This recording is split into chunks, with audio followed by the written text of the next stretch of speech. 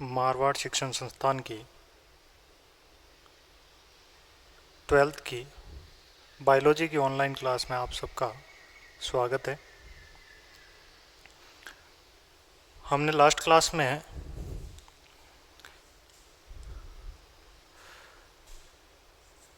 कायिक प्रवर्धन के बारे में बात की थी और कायिक प्रवर्धन में हमने कायिक प्रवर्धन के दो प्रकारों के बारे में बातें की थी। पहला अपना नेचुरल यानी प्राकृतिक कायिक प्रवर्धन और दूसरा कृत्रिम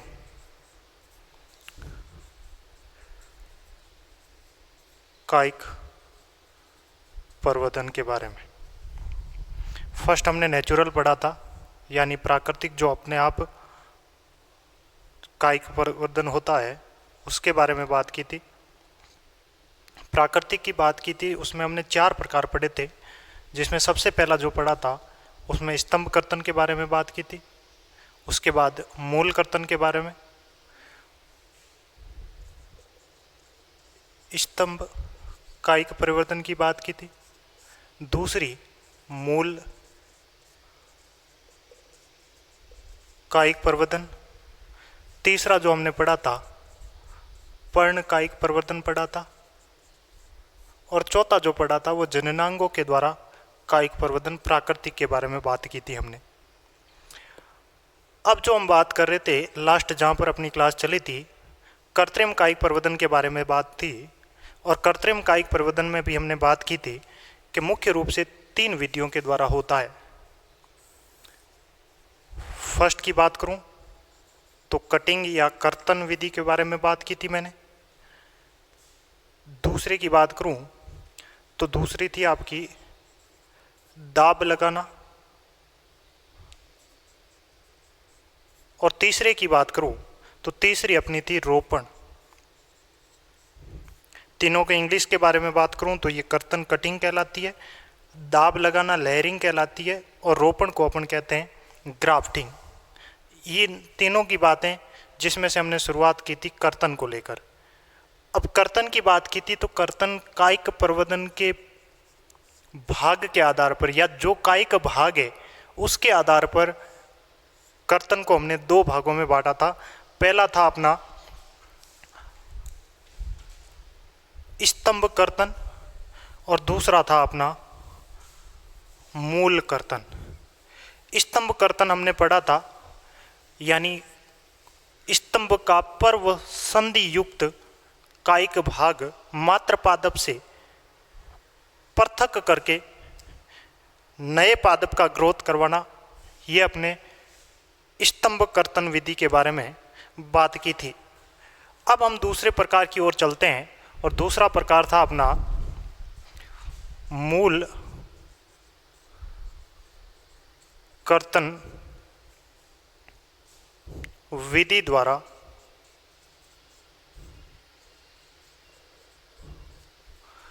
कृत्रिम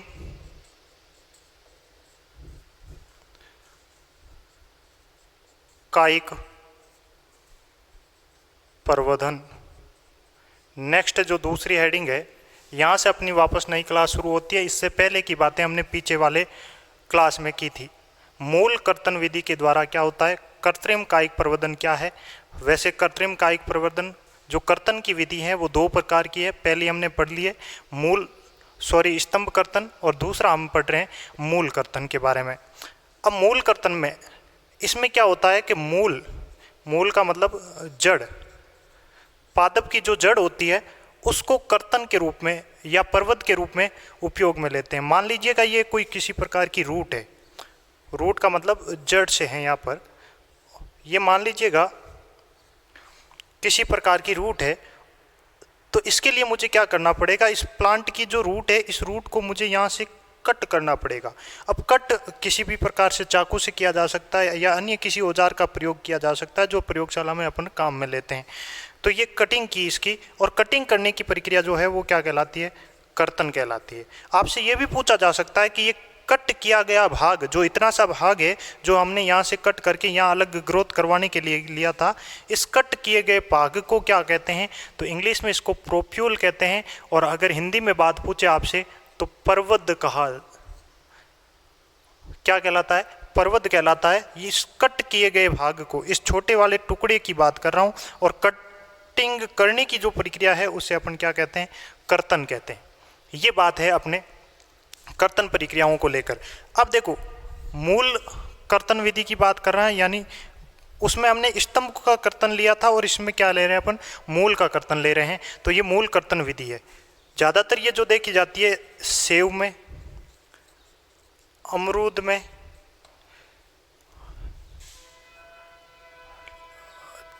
लीची में, इन पादपों में इस प्रकार की कर्तन की विधि देखी जाती है। सेव, अमरूद, लीची, इन पादपों में इस प्रकार की कर्तन की विधि देखी जाती है।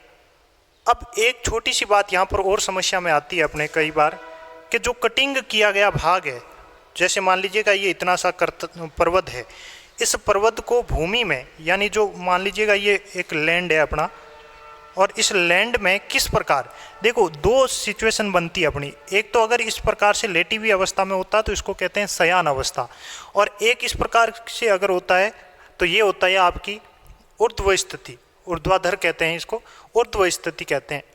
तो अपने को जो ये कट किया गया भाग है इसको इस प्रकार से जमीन में गाड़ना है, यानी ऊर्ध्व स्थिति में रोपना है, जिससे क्या होता है कि ये यहाँ से तो क्या होती है, जड़ों का विकास हो जाता है, और ऊपर की जो कली, ऊपर वाला शीर्ष है जो, ये क्या होता है? प्रस्फुटित होकर, यानी फूट कर यहाँ से क्या निकलती है? कलिकाएं निकलती है, और ये कलिकाएं एक नए प्राहों का निर्माण करती है। किसका निर्माण करती है?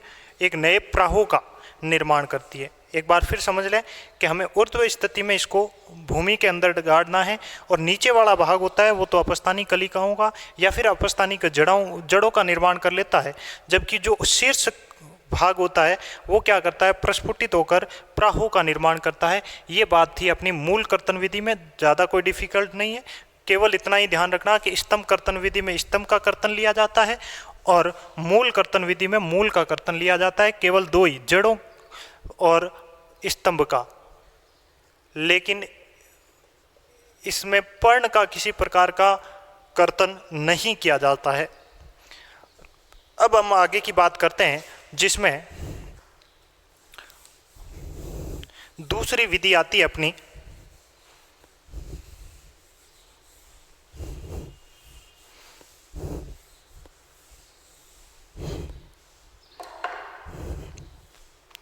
वो है दाब लगाना। कर्तन विधि पूरी हुई है, उसके बाद अपनी जो दूसरी विधि आती है वो है दाब लगाना। विधि के द्वारा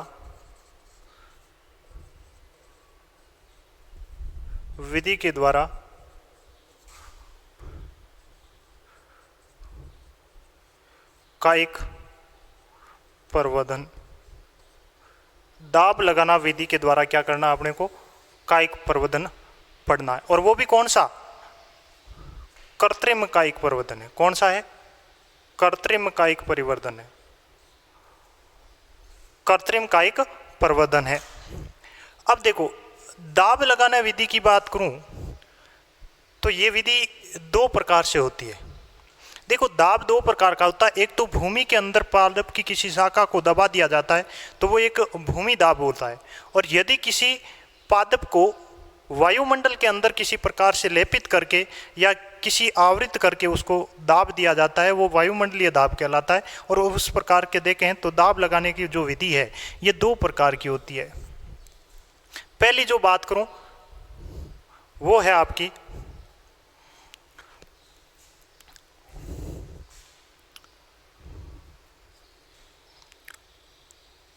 टीला दाब विधि,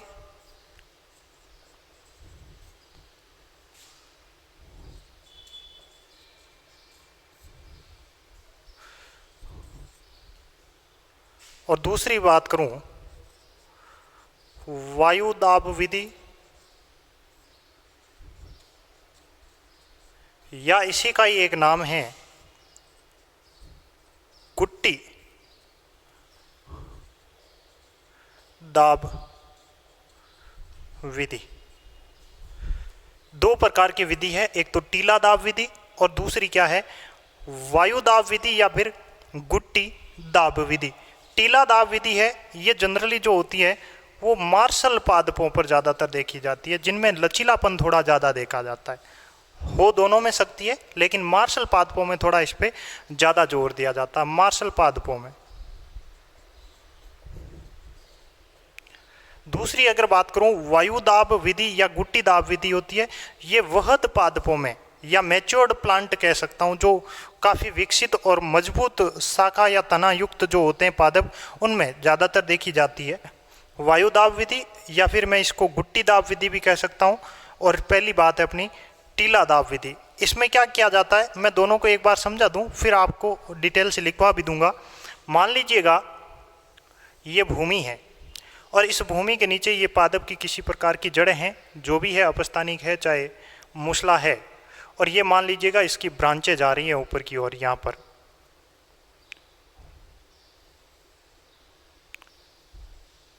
तने का भाग है, और मान लीजिएगा ये एक ब्रांच है, इस ब्रांच को मैंने क्या किया, झुकाया नीचे की ओर, और नीचे की ओर झुकाकर मैंने इसको भूमि के अंदर इस प्रकार से दबा दिया और फिर इसको बाहर निकाल दिया, यहाँ से बाहर निकाल दिया।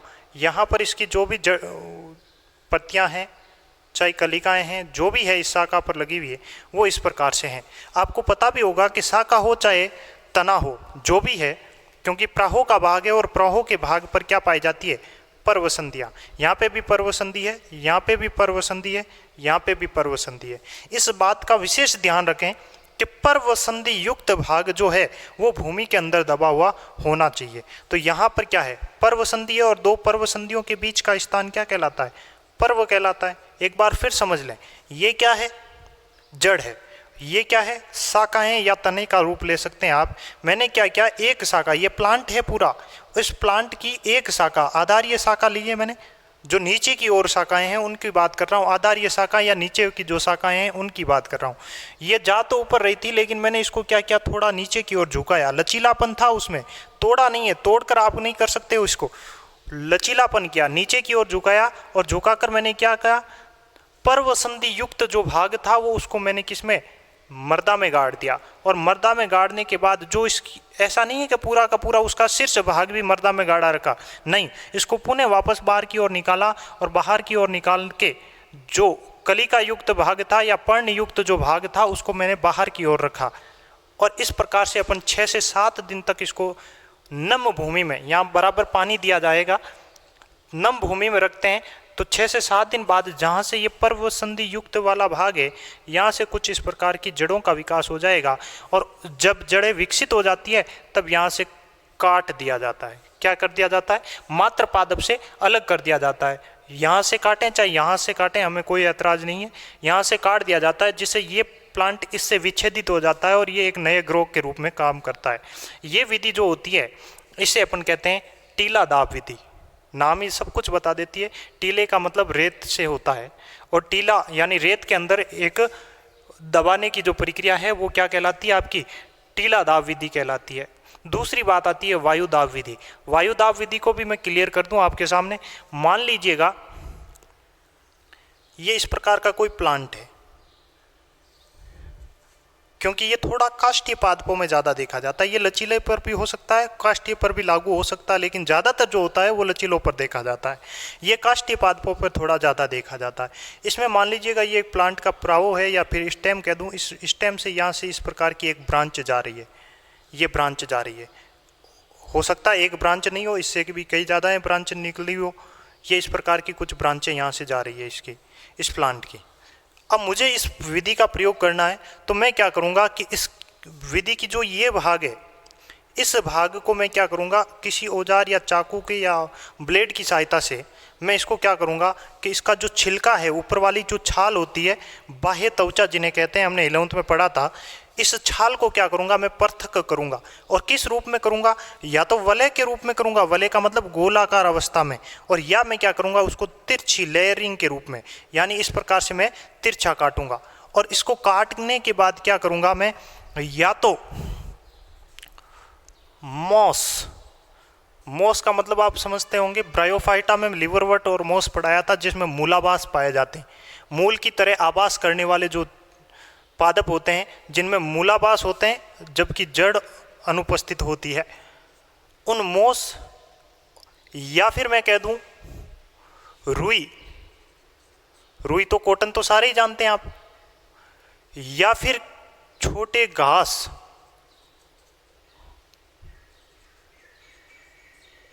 इनमें से कोई भी हो सकता है, या सूती का कपड़ा, कोई भी हो सकता है।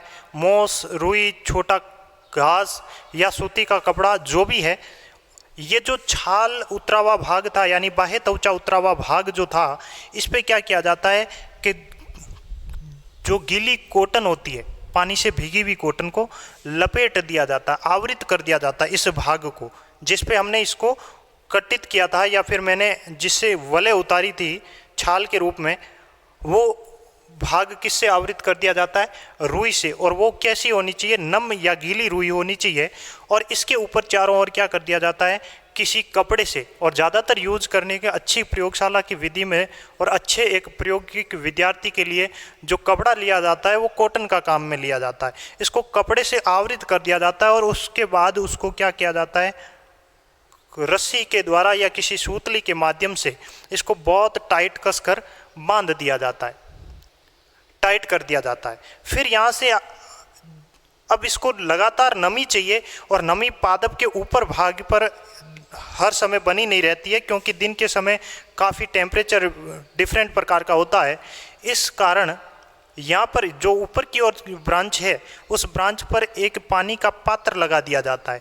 सपोज कीजिएगा मैं यहाँ पर एक पात्र बना रहा हूँ, मान लीजिएगा ये एक किसी प्रकार का पानी का पात्र है, और इस पात्र के पेंदे से इस भाग से एक छिद्र के माध्यम से एक सूतली या फिर रस्सी का कनेक्शन इसके साथ कर दिया जाता है, जिससे आपने कई बार देखा था ना, बूंद बूंद शिवालयों में हम देखते हैं कि बूंद बूंद शिवलिंग के ऊपर पानी जो गिरता है, ठीक उसी प्रकार से एक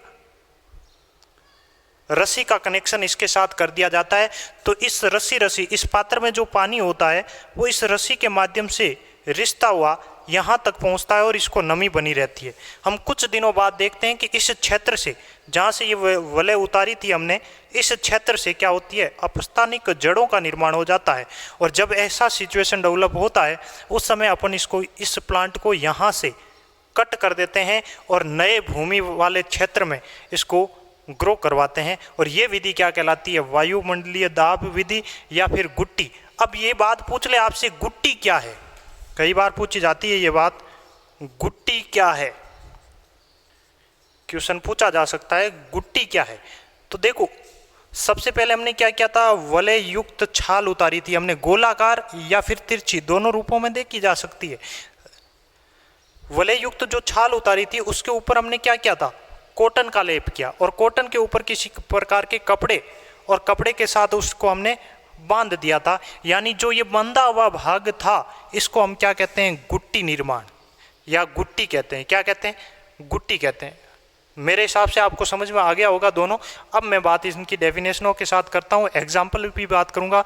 दोनों चीज़ें एक बार फिर आपको रिपीट कर दूँ कि इस टीला दाब विधि में क्या किया जाता है? डायरेक्ट किसी शाखा को नीचे की ओर झुकाकर मर्दा में दबा दिया जाता है, ये टीला दाब विधि। और ये ज़्यादातर जो देखी जाती है वो मार्शल पादपों में देखी जाती है।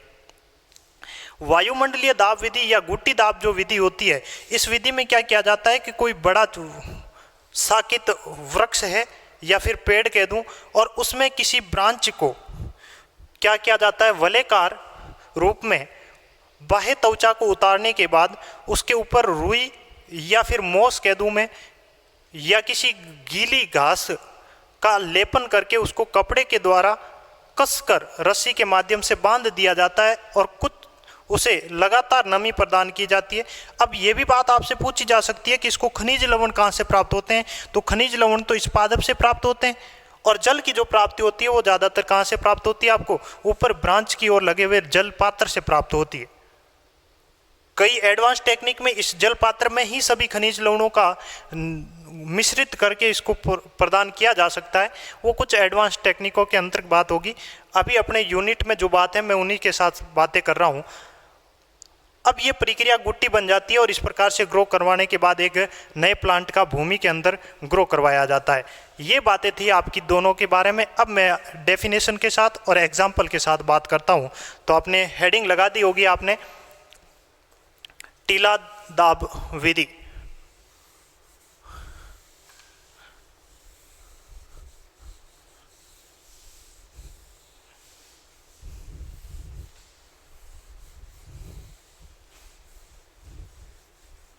हेडिंग लगा दी होगी टीला दाब विधि।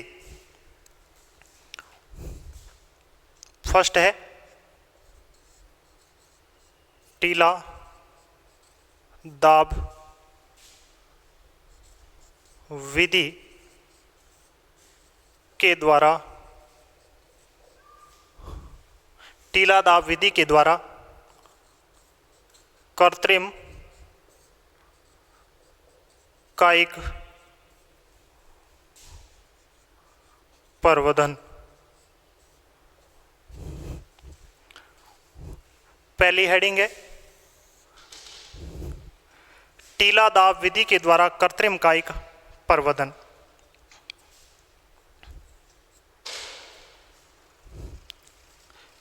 इस विधि में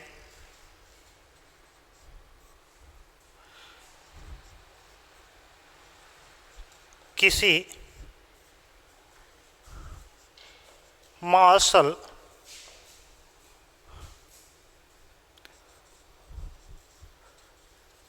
लचीले पादप की आधारीय शाखा को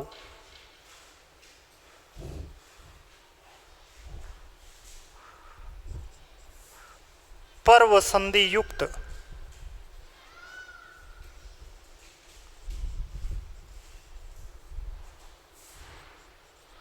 अवस्था में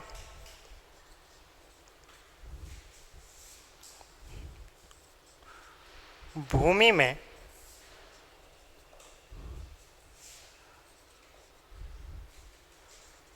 दबा दिया जाता है।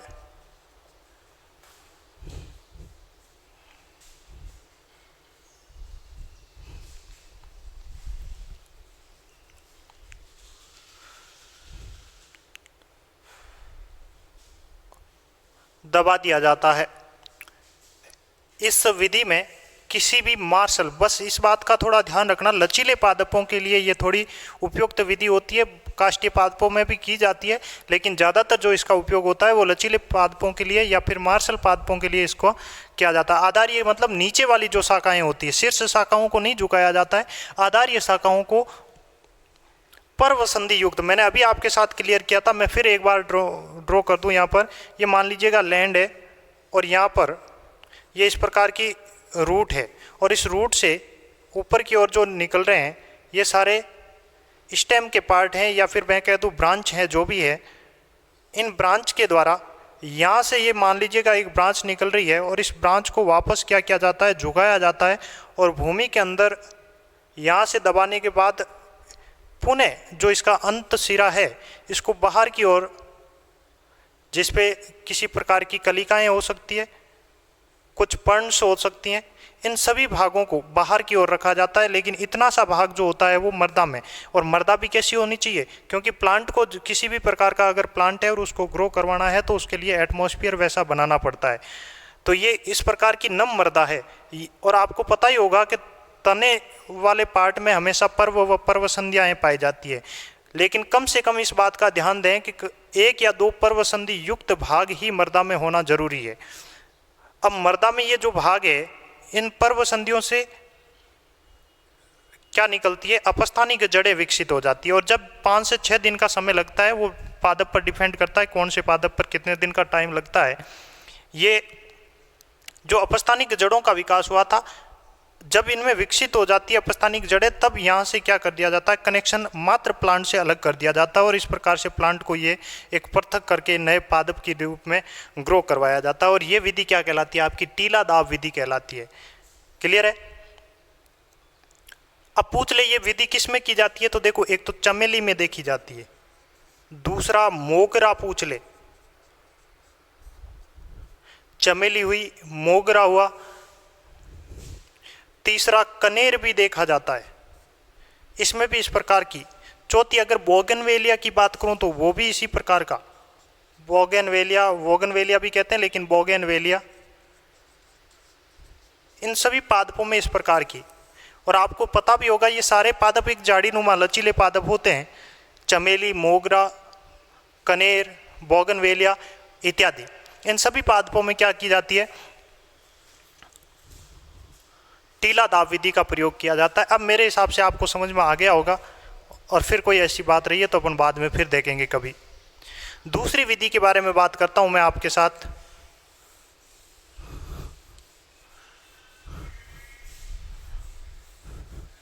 दूसरी विधि है अपनी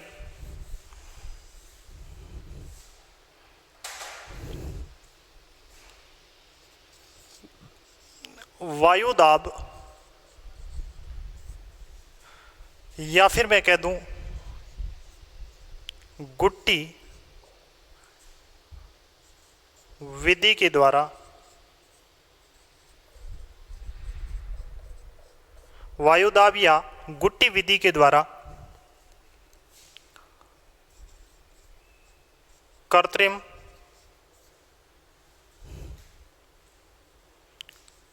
कायिक प्रवर्धन। क्लियर है? ये अपनी दूसरी हेडिंग है। समझा मैंने पहले भी दिया था। मैं सीधी परिभाषा पर बात करता हूं। इस विधि में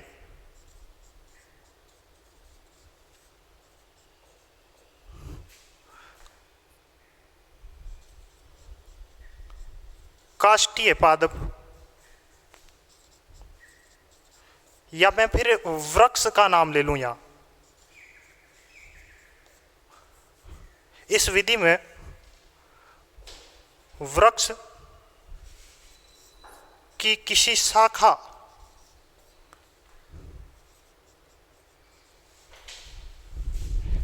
की बाह्य त्वचा को वलय के रूप में हटाकर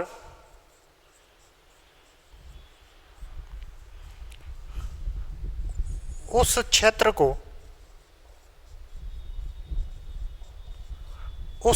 को गीली रुई व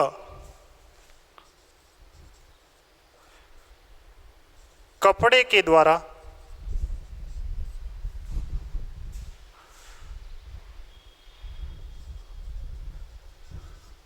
रस्सी के माध्यम से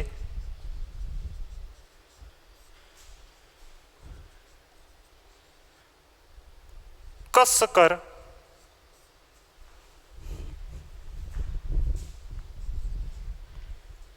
बांध दिया जाता है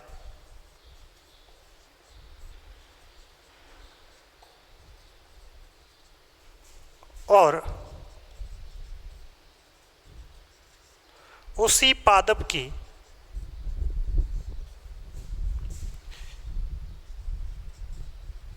किसी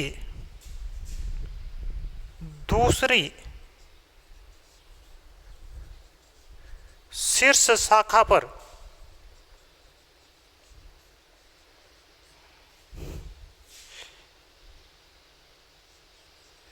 एक जल पात्र का या जल पात्र की व्यवस्था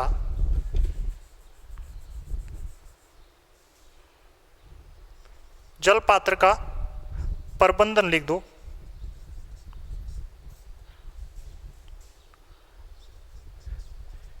किया जाता है, जिसके द्वारा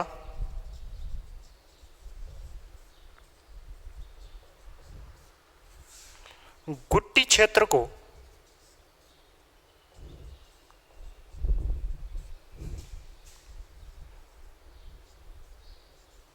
बराबर मात्रा में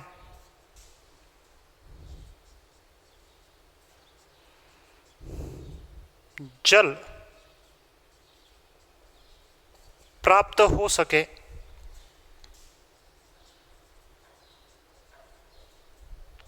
और इसका ऑब्जर्वेशन किया जाता है 6 से 7 दिन के भीतर।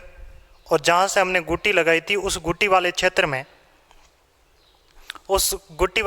में अपस्थानिक जड़ों का विकास हो जाता है। और जब अपस्थानिक जड़ों का विकास हो जाता है तो उस शाखा को मात्र पादप से पृथक कर लिया जाता है। इस बात का थोड़ा विशेष ध्यान देना कि ये जो भी कार्य किया जाता है, ये एक जो खड़ा वृक्ष है इसमें किसी प्रकार का कट करने की आवश्यकता नहीं है, उसी व्यवस्थित पादप के ऊपर ही सारा कार्य किया जाता है। एक चीज इसमें और, गुट्टी मैंने पहले भी बता रखी है लेकिन फिर भी मैं आपको बता दूं कि गुट्टी प्रक्रिया क्या होती है। अगर गुट्टी की कोई डेफिनेशन पूछ ले तो जो ब्रांच थी आप जिस पे आपने वलय युक्त चीरा लगाया था, जो बाह्य त्वचा का, उस चीरे वाले भाग पर या वलय युक्त भाग पर जो आपने कॉटन और कपड़ा जो लपेटा था रस्सी के माध्यम से और जो उभरा हुआ भाग निर्मित हुआ था, उस भाग को ही अपन क्या कहते हैं, गुट्टी कहते हैं। और गुट्टी दाब लगाना विधि, यानी इसी से इस विधि का नाम गुट्टी पड़ा है। और वायुमंडलीय जो दाब, क्योंकि जल के साथ और कपड़े के माध्यम से कसकर जो बनाया गया दाब था वो वायु दाब था, और इसे अपन कहते हैं वायु दाब या गुट्टी दाब विधि। उदाहरण की बात करूं तो इसमें बड़े काष्ठीय पादपों की श्रेणी ली जाती है। और ये सारी की सारी बातें आपकी किसमें थी, वायु दाब या गुट्टी दाब विधि में। आपको याद होगा कि हमने पीछे जो हेडिंग ली थी उसमें कृत्रिम कायिक प्रवर्धन की बात कर रहे थे। और कृत्रिम कायिक प्रवर्धन में हमने 3 विधियों की बात की थी। पहली कर्तन में 2 विधियां पढ़ ली हमने।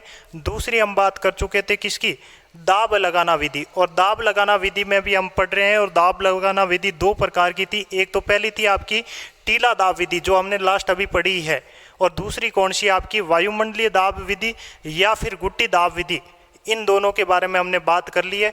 आगे की जो भी बातें होगी जो अपन नेक्स्ट क्लास में देखेंगे। आज के लिए इतना ही, धन्यवाद।